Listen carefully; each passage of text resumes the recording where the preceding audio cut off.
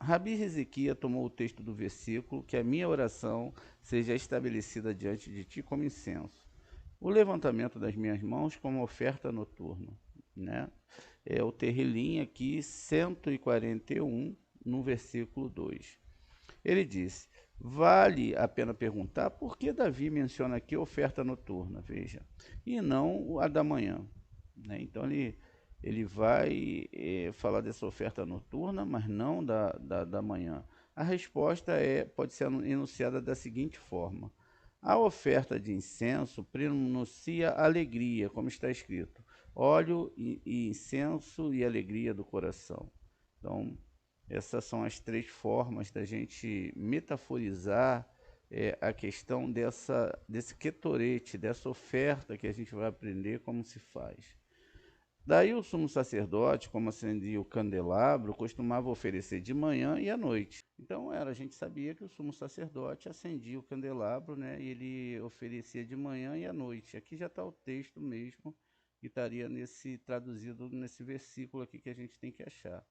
Pela manhã, porque é o momento natural da alegria, e à noite para animar o lado esquerdo, conforme o caso. Vemos então que o incenso sempre anunciava alegria, além disso o incenso liga e une o mundo superior com o inferior. Veja, isso é o ketorete, né? O incenso. E assim remove a morte, a ira e a acusação do mundo. Evita que prevaleçam sobre ele. Foi através do incenso que Araão conteve a praga. Consequentemente, o incenso simboliza a alegria universal e a união universal. Davi ofereceu a oração que citamos na hora da oração da noite, quando o mundo está sob a égide da justiça, ou seja, do rigor. E ele pensou que ela acenderia e afastaria a raiva que prevalecia naquela hora, como o incenso que traz raiva e acusação. Por isso ele mencionou a oração vespertina, o momento em que o castigo desce sobre o mundo. Note que o templo foi queimado na hora da oração noturna, como está escrito, infelizes somos nós, porque o dia terminou e as sombras da noite se espalharam. Isso é Jeremias 6,3, ou seja, é à noite que vêm os maiores rigores. As sombras da noite são os acusadores e os castigos que escondem naquela hora. É por isso que aprendemos que o homem deve fazer a oração à tarde com devoção, ainda mais do que as outras orações. Daí temos que Isaac instituiu a oração da tarde, como já explicamos. Eles continuaram avançando e chegaram a uma montanha, diz aqui o Zohar. O Rabi Yossi disse, esta montanha é muito formidável. E observando, a Rabi Judá disse, se eu tivesse sozinho, pensaria o mesmo, porque aprendemos que quem viaja sozinho arrisca a vida. Veja, então eles chegaram perto de uma montanha, e essa montanha era muito formidável, e observando, o Rabi Judá disse, se eu tivesse sozinho, pensaria o mesmo, porque aprendemos que quem viaja sozinho arrisca a vida. Mas isso não se aplica a nós três, ainda mais porque cada um de nós é digno de ser acompanhado pela Sheriná. O Rabi Yossi disse, mas aprendemos que o homem não deve confiar em um milagre, pois até Samuel disse, como posso ir? Se Saul ouvir, ele me matará. Isso é 1 Samuel 16:2.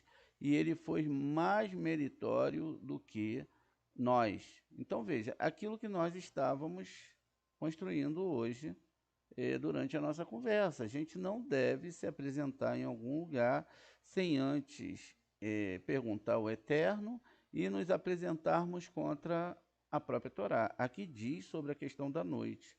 Aqui na questão da noite diz também sobre, está se falando de incenso, está se falando de reza e está se falando das complicações dessas rezas. E está se falando disso. Ainda mais para aquelas pessoas que gostam de estar de madrugada para divertir aspectos corporais, né? Então, para o cabalista, o melhor momento que ele pode procurar estar num lugar onde não tenha muito egocentrismo, tenha muita gente, etc, etc. Para que ele possa realmente estar num local mais equilibrado, né? Por quê? Deixa eu tentar explicar para vocês aqui o que acontece. Quando nós estamos na Kabbalah, nós estamos estudando a Kabbalah, nós temos que ter uma vida um pouco separada. Por que isso acontece? As pessoas, quando elas estão do nosso lado, seja quem elas são recepção. Todas, vamos lá, você está num grupo, no meio de um monte de pessoas, uma multidão de pessoas, todas aquelas pessoas são pessoas da multidão. Não é? Então, o que vai acontecer? Todas aquelas pessoas estão em aspecto negativo, ó, estão em recepção. Então, todos os lados estão em recepção. E aí surge você em doação. Tá vendo aqui? Você vai estar em doação. E aí o que acontece dentro dessa história? Dentro disso, ó, eu botei azul aqui porque fica mais fácil para a gente ver. Aqui, né? Você está no meio daquela multidão. Toda aquela multidão, ela está em negação. Elas estão ao contrário do eterno, né? Estão todas em doação. Existe um propósito no céu, uma questão no céu, que quando o Satã vem tirar a vida dessas pessoas, ele primeiro leva o justo. O justo, não que ele vai ser um sacrifício perpétuo, não, ele serve para um sacrifício naquela geração. A gente vê isso no caso lá dos filhos de Aharon, né? Então eles são levados por causa que estava perto de Yom Kippur. Então qual é a ideia aqui? A ideia é que se você está perto de pessoas que têm negatividade, não é? O Satã vem, essas pessoas já estão nesse nível, ele não vai se preocupar com essas pessoas, você vai ser levado. Tá vendo? Você vai ser sentenciado. Agora imagina se você é uma pessoa de luz e você está na noite, não é? Está lá na noite, no meio de um monte de escuridão. Aí parece que o próprio sistema já mostra pra gente, né? Quando a gente vê aquela lâmpadazinha acesa e tem um monte de mosquinha em volta, um monte de inseto, é a mesma coisa. Então essas forças impuras vão te levar. Por isso é que o Zohar, ele está falando sobre essa questão aqui, ó, do incenso, etc., ser protegido pela Shekhinah, mas nesse momento você desobedeceu a Torá, tá vendo? Você está no meio de pessoas que estão querendo sobre o ego. E aí o que vai acontecer? Você acaba sendo atingido.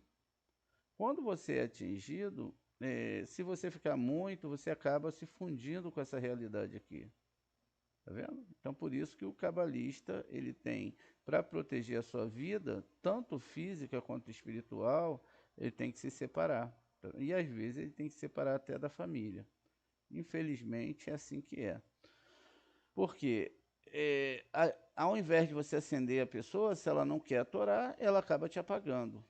Né? Então, vamos lá, você senta na mesa com uma pessoa que não é cabalista, que não quer Torá, ele vai falar de outras coisas menos de Torá, vai falar de recepção, etc. Papos que não tem nenhuma coisa a ver com a Torá, e lá no Pirkei Avot fala que Deus não senta numa mesa que não tem Torá. Então, para ele, a mesa que não tem Torá é como vômito. Imagina, pode ter a comida que for, mas para Deus é como vômito, porque Deus não come, Deus não bebe, mas os assuntos, a energia que vai subir dali, para ele é como vômito. Ele não está nem preocupado com essas coisas. Enquanto o cabalista, ele tem nos seus assuntos, na sua conversa, uma Torá para definir. Veja, então é assim que funciona. Quando vem um ataque, o primeiro a ser levado é o cabalista. Então, para o cabalista ele não ser misturado com essas forças e acabar ficando salpicado pela idolatria, ele muitas vezes tem que ter um horário para acordar, para acertar o seu, não é? O seu masal, o seu relógio de acordo com o universo, enquanto as outras pessoas aqui, ó, elas vão estar sentenciadas a não querer estudar essa Torá. Elas vão acusar essa pessoa aqui, ó, esse cabalista, que ele é o quê? Ele não é nada, porque ele tá mentindo, que ele nós temos é que ser abençoados, nós temos é que isso. Não, o cabalista, ele não está preocupado com o corpo, ele está preocupado com a alma. E muitas vezes, como a gente viu, não é? Esse povo aqui, ou esse pessoal aqui que está em recepção, ele vai sentenciar esse cabalista.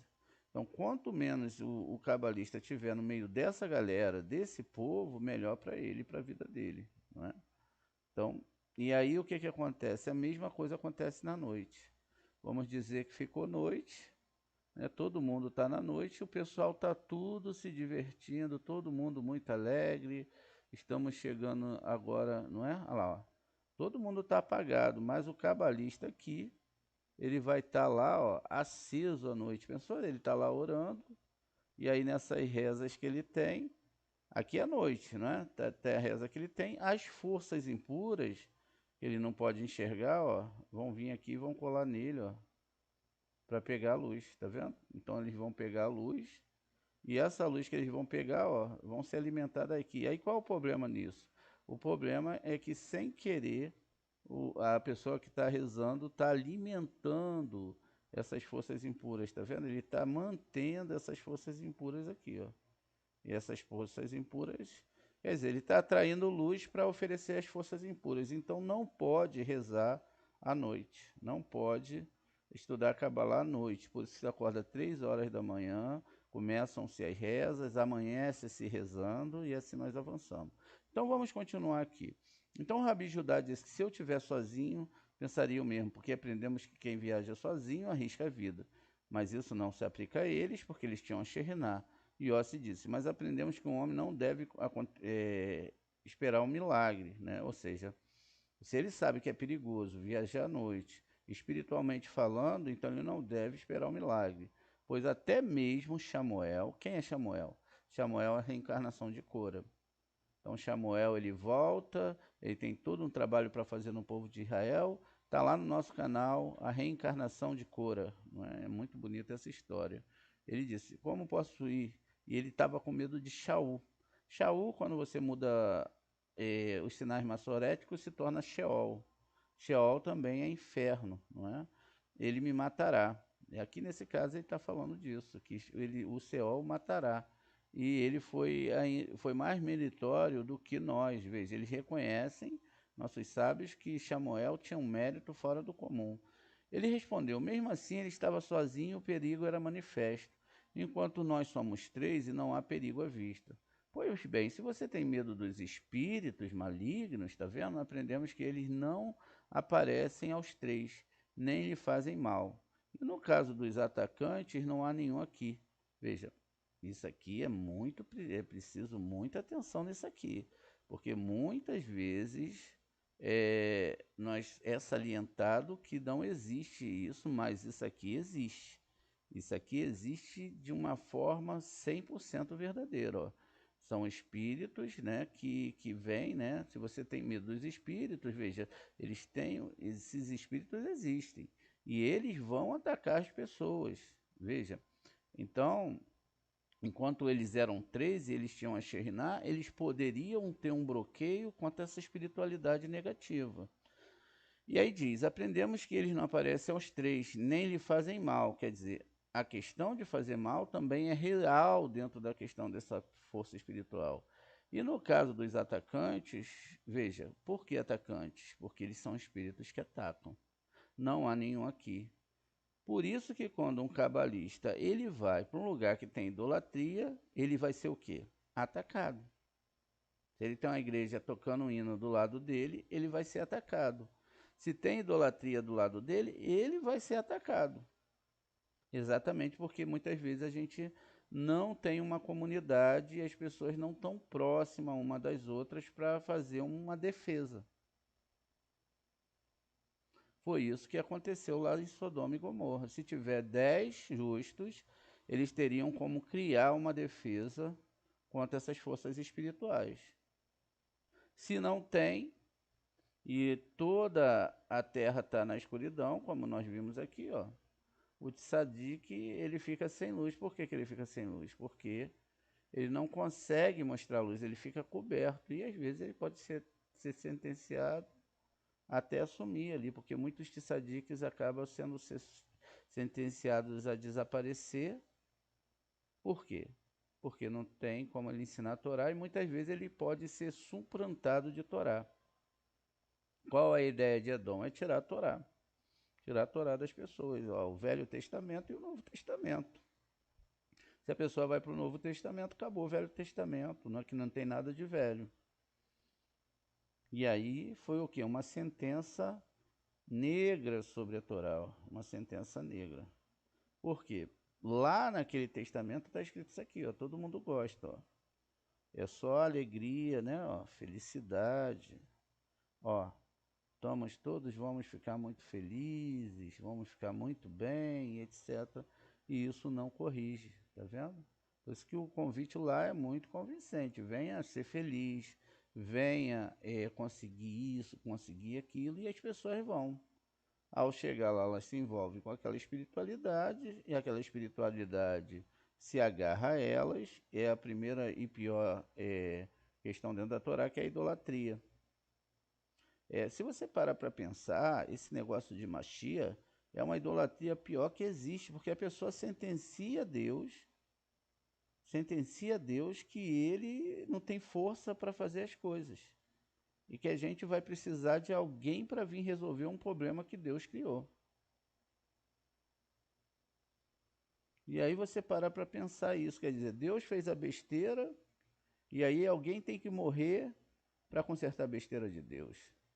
Mas não é nada disso que o Zohar diz aqui, ó. Ele diz totalmente ao contrário. Veja, existem pré-estabelecimentos, espíritos que atacam, né? E aí diz, não há aqui porque esta montanha está longe de qualquer lugar habitado. As pessoas nunca passam aqui. Só temos que temer as feras, tá vendo? Os espíritos, as coisas, né? Ele está falando aqui de níveis mais baixos. As escrituras falam do anjo que me redimiu de todo mal. Esse anjo é a Sheriná. Este é o anjo, é a Sheriná, né? Então veja que o anjo que me redimiu não é de todo mal, não é um anjo, é um mensageiro que é a própria Sheriná, que acompanha continuamente o homem e não o abandonam, enquanto ele guarda aqui os preceitos da lei. Isso significa que enquanto você não guarda o preceito da lei, a Sheriná te abandona. E se você não estuda o primeiro, a Torá, dia e noite, não se coloca estudando a Torá, então quem te abandona? A Sheriná, porque você não está dentro dos preceitos da lei. Portanto, o homem deve ter cuidado para não trilhar o caminho sozinho, ou seja, não estudar a Torá sozinho. Ou seja, ele deve zelar diligentemente para não abandonar o caminho da Sheriná e não seja obrigado a ir sozinho, sem companhia dela. Portanto, antes de partir em viagem, o homem deve primeiro dirigir a sua oração a Deus, ou seja, ele, para estudar a Torá, ele dirige a sua oração a Deus para poder atrair a Sheriná para esse estudo e para que ela o proteja no caminho e o liberte de todo mal, porque o estudo da Torá é um avanço acima. E se você não tiver com pessoas, num grupo de cabalistas, com moré que possa te guiar, você vai acabar indo para o lado errado. Assim Jacó expondo disse, se Deus estivesse comigo, isto seja, Sheriná, me acompanhasse e se me apoiasse nesse caminho para me libertar de todo mal, ou seja, nos estudos de Torá que a alma tem que fazer. Então toda aquela metáfora ali sempre vai ser direcionada ao estudo da Torá. A Sheriná, ela foi com ele, além disso, ela acompanhará os companheiros que discutem a Torá, tá vendo? Então, a Sheriná, ela está com aqueles que estudam a Torá. O Rabi Yossi disse, e o que devemos fazer? Se ficamos aqui à noite, a noite nos alcançará. Se começarmos a subir, não é? A montanha é muito alta, existe o perigo das feras. O Rabi Judá disse, estou surpreso com você. O Rabi Yossi, ele respondeu, Aprendemos que o homem não deve confiar em um milagre, já que Deus nem sempre realiza milagres. Ele respondeu: Isso se aplica apenas quando o homem está sozinho, mas somos três, e a palavra da Torá passa entre nós, e a Shekhinah está conosco, portanto não precisamos temer. Então veja, se existe um grupo de pessoas estudando a Kabbalah, elas se mantêm dentro, não é, dos estudos da Torá, e elas então vão subir a montanha. O que é a montanha? A montanha é a própria Torá, não é? A montanha é, na verdade, a própria Torá, e essa própria Torá, ela o estudo dela representa mexer com mundos espirituais. O que acontece? A gente já falou aqui que o nome montanha ele tem um significado mais profundo. Por quê? O nome montanha ele tem um significado de santidade. Então, quando ele tem um significado, esse significado aqui de santidade, monte, ele não pode subir o monte. Vamos copiar aqui esse monte, a palavra está aqui é o Monte Sinai, tá vendo? O Monte Sinai, na verdade, representa uma montanha de ódio, então ele não pode subir o monte. O que é monte? Tá vendo? A gente pode achar que as pessoas podem subir montes e podem, na verdade, ficarem lá em cima, né? Ficarem lá em cima e terem ali um encontro com Deus, porque ela fez o ato físico de subir o monte. Não é isso que a Torá está falando de forma nenhuma. A gente tem aqui a palavra monte, e logo depois Sinai, que é um monte de ira, de ódio. Se não passar por esse monte, nós não chegamos. Aqui nós podemos fazer o seguinte: pegar a letra anterior a essa palavra, né, a letra Re, que é a letra Dalet. E a letra Dalet, ela tem um significado muito importante aqui nesses parâmetros da Torá.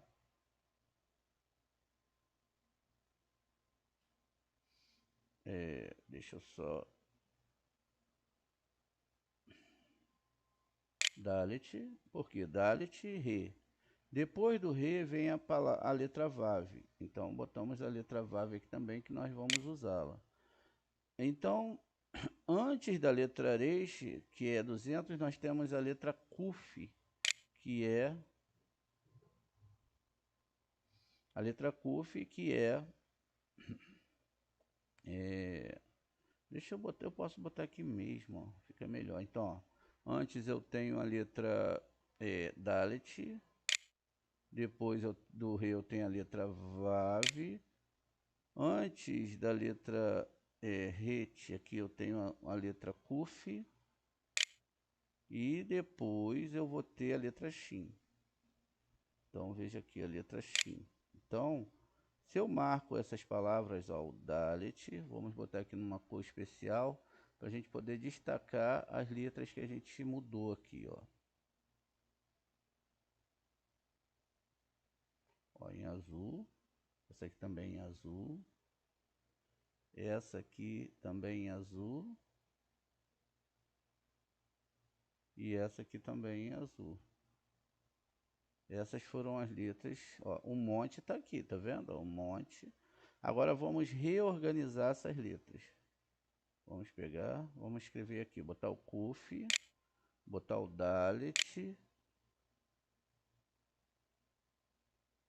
eu só tirar as letras que eu tinha botado anteriormente. E agora vamos botar o Vav e vamos colocar o Shin. Então veja, a conotação que eu tenho aqui é a palavra Kadosh.